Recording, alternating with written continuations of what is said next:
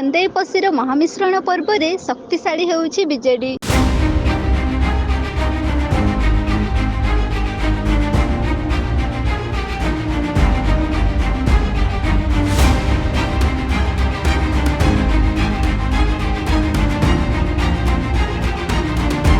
ପାଟଣା ନିର୍ବାଚନ ମଣ୍ଡଳୀର କେନ୍ଦେଇ ପଶିଠାରେ ଦେଖାଦେଇଛି ବିଜେଡିର ମହାମିଶ୍ରଣ ପର୍ବ। ବହୁ ବିଜେପି ଓ କଂଗ୍ରେସ କର୍ମୀ ଆସି ବିଜେଡିରେ ସାମିଲ ହେବା ପରେ ବିଜେଡିର ପଲ୍ଲା ଭାରୀ ହୋଇଯାଇଛି। ଅସନ୍ତୁଷ୍ଟ ହୋଇ ଦଳ ଛାଡ଼ି ଆସି ବିଜେଡିରେ ସାମିଲ ହେବା ବରିଷ୍ଠ କର୍ମୀ ଓ ନେତାମାନଙ୍କୁ ଅଭିନବ ଢଙ୍ଗରେ ବିଜେଡି ସ୍ୱାଗତ ଜଣାଇଥିଲା।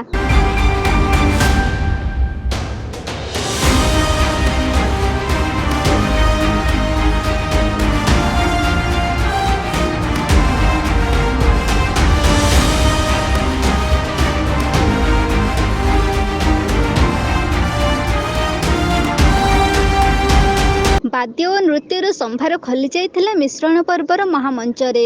ମନୋରଞ୍ଜନର ପସରା ଖୋଲି ନେତା ଓ କର୍ମୀମାନଙ୍କୁ ଭବ୍ୟ ସମ୍ବର୍ଦ୍ଧନା ଜଣାଇଥିଲେ ବିଜେଡି ଗୋଷ୍ଠୀ।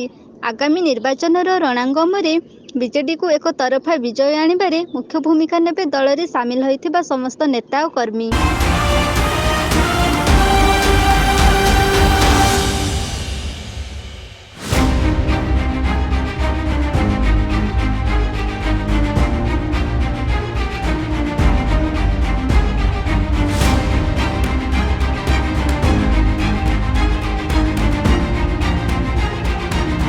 ଏହି ମିଶ୍ରଣ ପର୍ବରେ ପାଟଣା ବ୍ଲକ କଂଗ୍ରେସ ସଭାପତି ଶତ୍ରୁଘ୍ନ ସିଂ, ବରିଷ୍ଠ କଂଗ୍ରେସ ନେତା ମାନସିଂ ମୁଣ୍ଡା, କଂଗ୍ରେସ ନେତ୍ରୀ ସୀତା ସିଂଙ୍କ ସହିତ ବହୁ କଂଗ୍ରେସ ଓ ବିଜେପି କର୍ମୀ ଆସି ବିଜେଡିରେ ଯୋଗ ଦେଇଥିଲେ।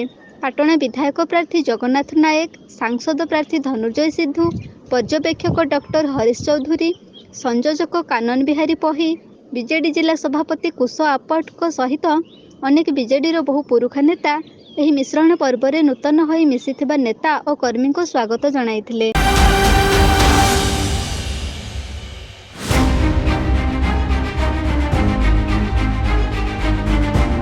ମହାମିଶ୍ରଣ ପର୍ବରେ ବିଜେଡିର ଶକ୍ତି ବୃଦ୍ଧି ପାଇବା ସହିତ ଭୋଟ ଆଦାୟ କରିବାରେ ଅନେକ ସହାୟକ ହେବ ବୋଲି ଜଣାପଡୁଛି।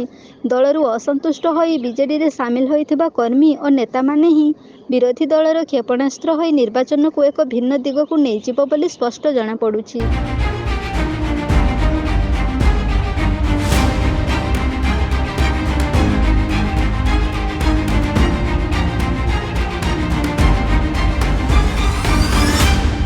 ପାଟଣାରୁ ଦେବାନନ୍ଦ ମହାନ୍ତଙ୍କ ରିପୋର୍ଟ, এবি ନ୍ୟୁଜ୍।